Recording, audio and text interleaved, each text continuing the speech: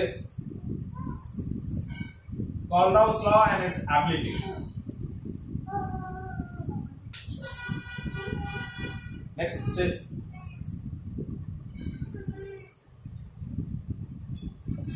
Kohlrausch law of independent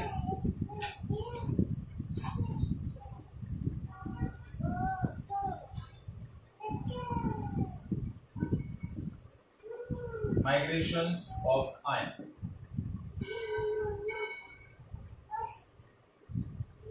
तो Kohlrausch ने क्या किया, कुछ स्पेसिफिक इलेक्ट्रोलाइट, स्ट्रॉन्ग इलेक्ट्रोलाइट लिए और उन स्ट्रॉन्ग इलेक्ट्रोलाइट की जब कंडक्टिव मोलर कंडक्टिविटी को इनफाइनाइट डाइल्यूशंस पर एग्जामिन किया तो उसने क्या ऑब्जर्व किया कि किसी भी पर्टिकुलर इलेक्ट्रोलाइट के लिए उसकी जो मोलर कंडक्टिविटी की मैक्सिमम वैल्यू होती है, उस मैक्सिमम वैल्यू में उसके रिस्पेक्टिव कैटायन और एनायन का जो कंट्रीब्यूशन होता है वो इंडिविजुअल होता है। क्या होता है? इंडिविजुअल होता है। जैसे उसने एक एग्जांपल बताया कि उसने दो पर्टिकुलर इलेक्ट्रोलाइट लिए, एक लिया पोटेशियम क्लोराइड और दूसरा लिया सोडियम फ्लोराइड। पोटेशियम फ्लोराइड की इनफाइनाइट डाइल्यूशन पर जो molar conductivity I that is equals to 111.2 ohm inverse centimeter square mole inverse। और सोडियम फ्लोराइड की जो molar conductivity I that is 90.1 ohm inverse centimeter square mole inverse। इनको जब उसने examine किया, ठीक है, तो इनकी मोलर कंडक्टिविटी का जो डिफरेंस है वो डिफरेंस कितना है, इन दोनों की मोलर कंडक्टिविटी का हम डिफरेंस कैलकुलेट करें तो that difference is 21.1 ohm inverse centimetre square mole inverse. ये डिफरेंस जो है वो बेसिकली क्या है, इनके दोनों के जो रेस्पेक्टिव कैटायंस हैं, सोडियम आयन और पोटेशियम आयन, इन दोनों आयंस की जो मोलर कंडक्टिविटी है इनफाइनाइट डाइल्यूशन पर, उसका डिफरेंस भी इतना ही है। तो कहने का मतलब क्या हुआ कि ये जो स्ट्रॉन्ग इलेक्ट्रोलाइट है, इस स्ट्रॉन्ग इलेक्ट्रोलाइट की जो ओवरऑल मोलर कंडक्टिविटी है इनफाइनाइट डाइल्यूशन पर, वो किसका अलजेब्रिक सम है, उनके रेस्पेक्टिव कैटायंस और एनायंस की मोलर कंडक्टिविटी का sum. That is algebraic sum of molar conductivity at infinite dilution for potassium ion plus molar conductivity of fluoride ion at infinite dilution. So this is called Kohlrausch law of independent migration of ion. What is the statement of Kohlrausch law of independent migration of ions? At infinite dilution, each ion makes a definite contribution towards the molar conductivity of electrolyte irrespective to the nature of other ion with which it is associated। क्या बोल रहा है? At infinite dilution, each ions make a definite contribution towards the molar conductivity of an electrolyte irrespective to the nature of other ion with which it is connected, and the value of the total actual value of the molar conductivity of the electrolyte at infinite dilution is equals to the algebraic sum of molar conductivity of each ion or molar conductivity of their respective ion। So that is called Kohlrausch law of independent migration of ion। मतलब क्या कह रहा है कि किसी भी electrolyte की molar conductivity की जो मैक्सिमम वैल्यू है, that is infinite molar conductivity या molar conductivity at infinite dilution, is equal to the algebraic sum of molar conductivity of their respective ions. Is it clear?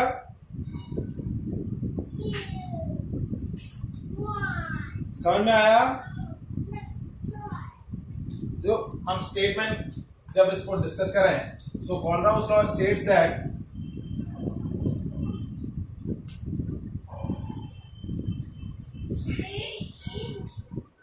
at infinite dilution each ion makes a separate contribution towards molar conductivity of an electrolyte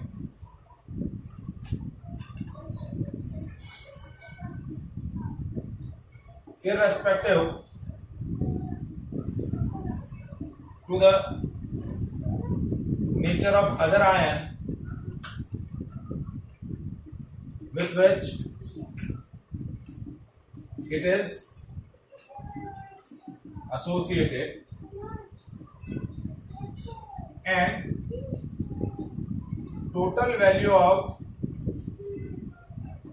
molar conductivity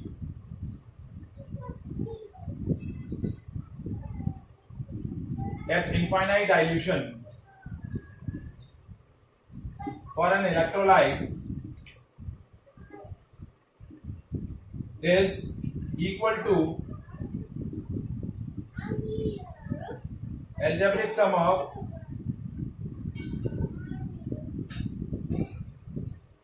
molar conductivities of their respective ions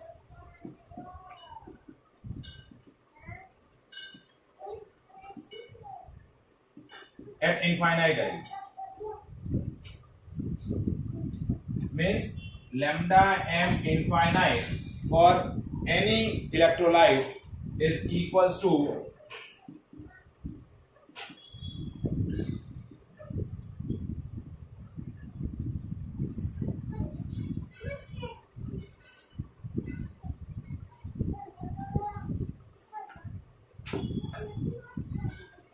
lambda m infinite for Ni.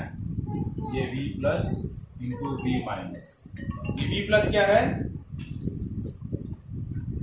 Hello,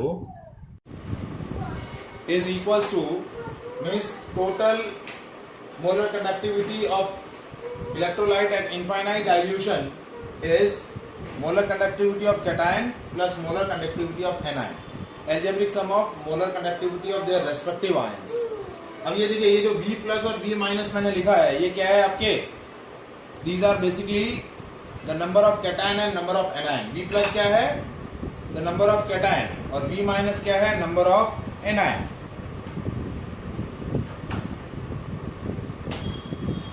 Is it clear?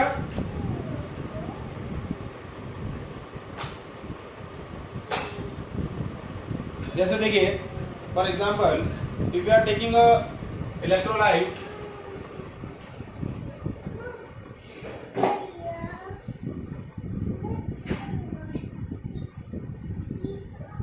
MgCl2, तो देखिए it will be formed by magnesium ion and 2 chloride ion. तो जब हम इस electrolyte के लिए infinite dilution पर molar conductivity लिखेंगे तो क्या होगी, that is equals to 1 into molar conductivity of magnesium ion plus 2 into molar conductivity of chloride ion. कहने का मतलब क्या है कि किसी भी इलेक्ट्रोलाइट की मोलर कंडक्टिविटी इनफाइनाइट डाइल्यूशन पर जो होगी उसमें उसके रेस्पेक्टिव आयन का कंट्रीब्यूशन जो रहेगा वो क्या रहेगा, इंडिविजुअल रहेगा. क्या रहेगा, इंडिविजुअल रहेगा. और वो जो कंट्रीब्यूशन है वो उसके दूसरे काउंटर आयन पर डिपेंड नहीं करेगा. जैसे एक और एग्जांपल, जैसे Al2SO4 होल थ्राइस ये है, तो इतने आपके पास एल्यूमिनियम आयन है, 2 aluminium ion and 3 sulphate ion. तो क्या होगा, lambda m infinite of Al2SO4 whole thrice is equals to 2 into molar conductivity of aluminum ion plus 3 into molar conductivity of sulfate ion.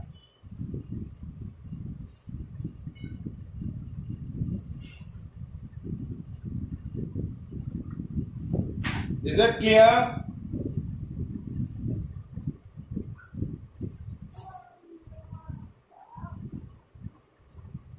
Any doubt? So this is called Kohlrausch law of independent migration of ions. इसी को हम क्या बोलते हैं?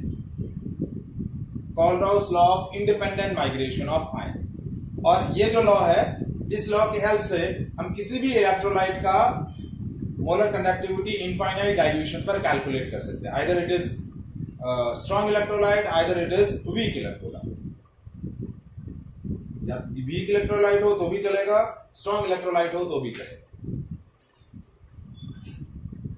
Is it clear? ठीक है, तो आपके पास कॉलराउस लॉ की 3 एप्लीकेशंस है जो हमें डिस्कस करनी है। पहली application, to determine the molar conductivity of weak electrolyte at infinite dilution. दूसरा, degree of dissociation of weak electrolyte. And third, dissociation constant for weak electrolyte. These are the 3 applications which we have determined using the Kohlrausch law. Is it clear? जैसे first application जो है,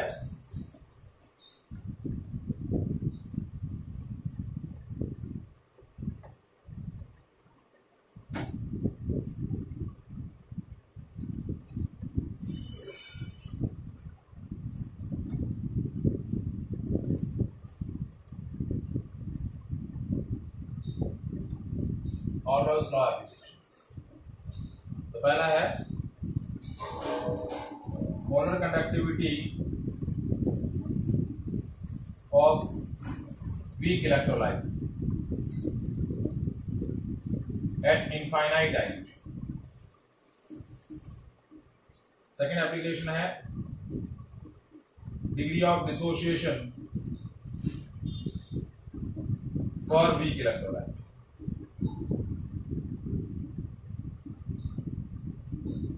And third, dissociation constant for weak electrolytes।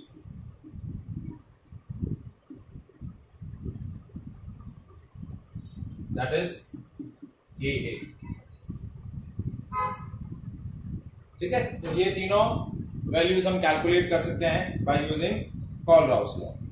अब पहला हम discuss करते हैं determination of molar conductivity of weak electrolyte at infinite dilution. जैसे suppose हमारे पास एक वीक इलेक्ट्रोलाइट है, जैसे सोडियम, फॉर एग्जांपल जैसे आपका है एसिडिक एसिड। वीक इलेक्ट्रोलाइट क्या है? एसिडिक एसिड है। उसकी मुझे क्या करनी है? इनफाइनाइट डाइल्यूशन पर मोलर कंडक्टिविटी कैलकुलेट करनी है। ठीक है, तो it will be equals to the molar conductivity of acetate ion plus molar conductivity of H plus ion।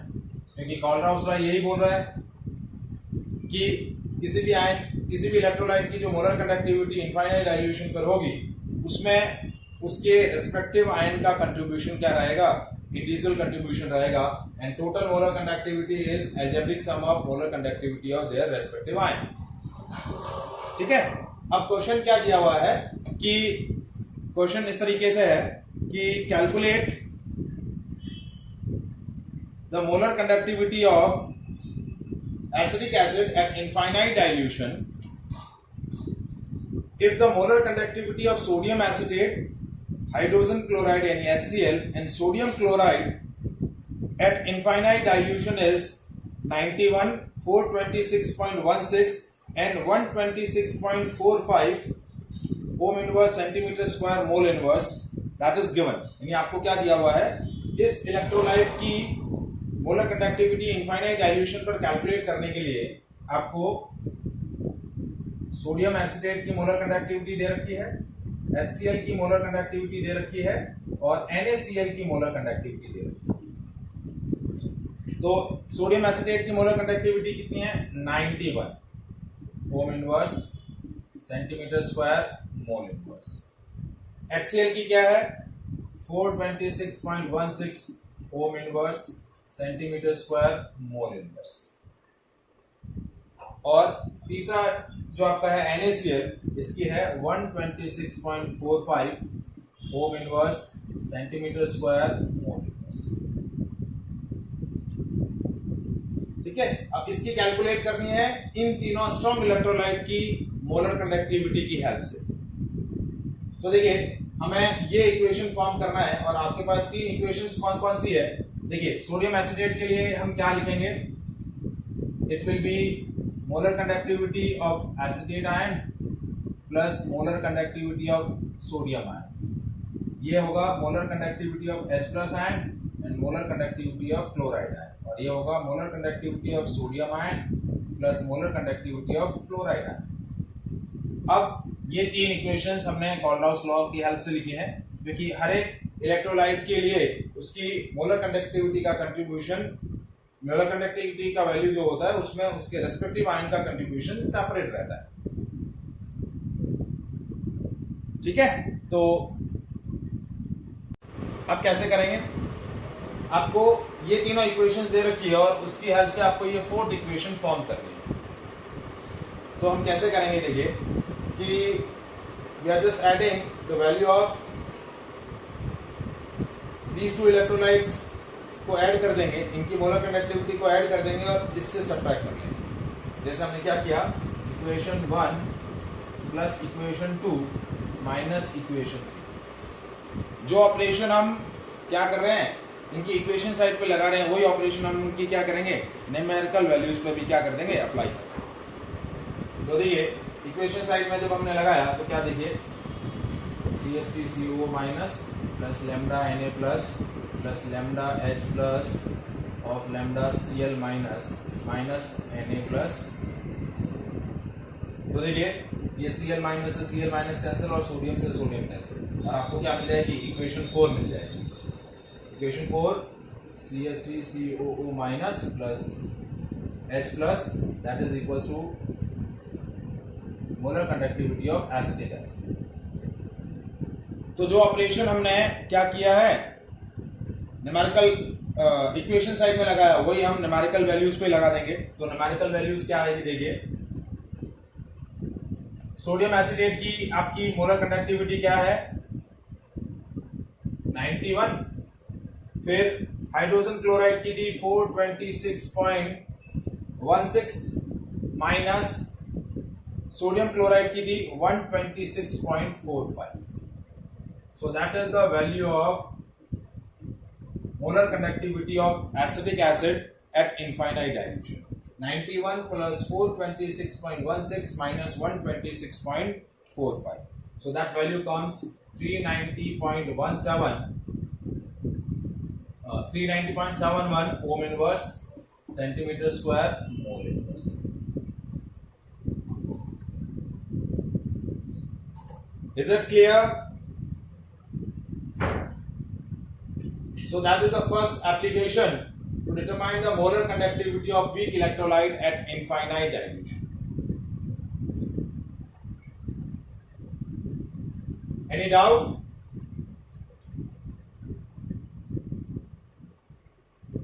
Vandan?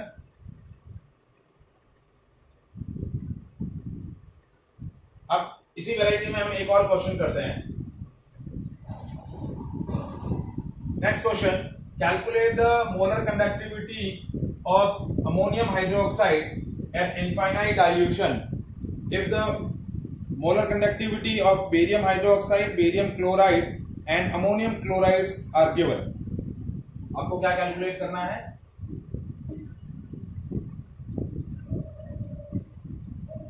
NH for OH के लिए कैलकुलेट करनी है, और इसके लिए आपको बेरियम हाइड्रोक्साइड का दे रखा है, ठीक है, और बेरियम क्लोराइड का भी दे रखा है और अमोनियम क्लोराइड का भी दे रखा है। Molar conductivity at infinite dilution क्या वैल्यू दे रखी है, देखिए बेरियम हाइड्रोक्साइड के लिए वैल्यू दे रखी है 523.28 ohm inverse centimetre square mole inverse. Barium chloride के लिए वैल्यू दे रखी है 280 ohm inverse centimetre square mole inverse, और अमोनियम क्लोराइड के लिए वैल्यू दे रखी है 129.8 ohm inverse centimetre square mole inverse. और इनके हेल्प से आपको इसकी कैलकुलेट करनी है। तो अब देखिए इसकी मोलर कंडक्टिविटी इनफाइनाइट डाइल्यूशन पर क्या होगी, molar conductivity of ammonium ion plus molar conductivity of hydroxyl ion, इन दोनों का एल्जेब्रिक सम। ठीक है, तो अब कैसे ये इक्वेशन आपको फॉर्म करना है इन तीनों की हेल्प से। तो देखिए बेरियम हाइड्रोक्साइड के लिए क्या लिखेंगे, lambda infinite of barium ion plus twice of lambda infinity of hydroxyl ion. ठीक है, फिर lambda infinite of barium chloride क्या होगा, lambda infinity of barium ion plus lambda twice of lambda infinity of chloride ion. और तीसरा equation ammonium chloride के लिए that is lambda infinite ammonium ion plus lambda infinite of chloride ion. मतलब ये equation 1 है, ये 2, ये 3, ये और ये 4। आपको इक्वेशन 1 बनाना है 2, 3 और 4 की हेल्प से। कैसे फॉर्म करेंगे,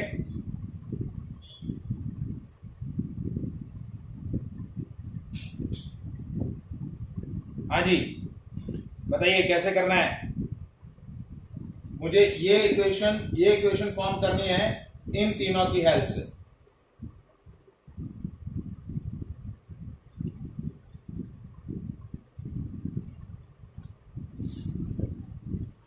कैसे करेंगे,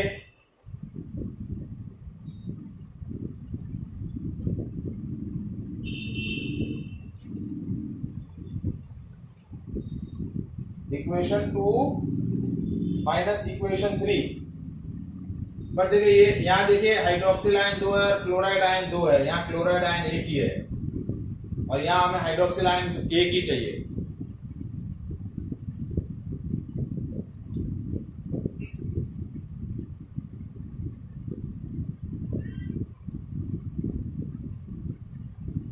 देखिए कैसे करेंगे, equation 1 is equals to equation 4 plus 1/2 of equation 2 minus 1/2 of equation 3।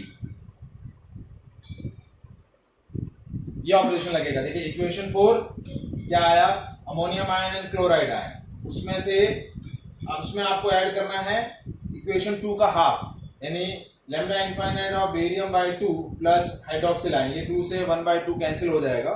ठीक है, और फिर यहाँ क्लोराइड 1 बचेगा, वो क्लोराइड इससे कैंसिल हो जाएगा। तो ये ऑपरेशन आपका क्या होगा, अप्लाई होगा। देखिए मैं ऑपरेशन कैसे अप्लाई हो रहा है लगा रहा हूं, इन न्यूमेरिकल वैल्यूज में इरेज कर देता हूं। तो देखिए lambda infinite of ammonium hydroxide is equals to equation 4 ammonium ion plus lambda infinite of chloride ion plus 1/2 of lambda infinity of barium ion plus lambda infinity of hydroxyl ion. यहाँ 2 था, 1/2 से वो 2 cancel हो गया। Then minus 1/2 of lambda infinity of barium ion minus lambda infinity of chloride ion, क्योंकि यहाँ भी 2 था, वो 2 1/2 से कैंसिल हो गया। तो देखिए ये और ये कैंसिल हो गए, ये और ये भी कैंसिल हो गए, सिंपली अमोनियम आयन और हाइड्रोक्सिल आयन बच गए, जो हमारी रिक्वायर्ड इक्वेशन मुझे चाहिए। तो ये ऑपरेशन लगेगा, जो इक्वेशन पे हमने लगाया वही ऑपरेशन हमारा न्यूमेरिकल वैल्यू पे लगेगा। तो हमारा इक्वेशन 4 क्या था, molar conductivity of ammonium chloride, तो वैल्यू थी 129.8 plus 1/2 of molar conductivity of barium hydroxide, तो बेरियम हाइड्रोक्साइड की वैल्यू थी 523.28 minus 1/2 of molar conductivity of barium chloride, तो बेरियम क्लोराइड की मोलर कंडक्टिविटी थी 280। तो इस न्यूमेरिकल पार्ट को जब आप सॉल्व करेंगे you will get a value of molar conductivity of ammonium hydroxide eight infinite dilution. तो ये वैल्यू आपकी कुछ बनेगी 251.44 ohm inverse centimetre square mole.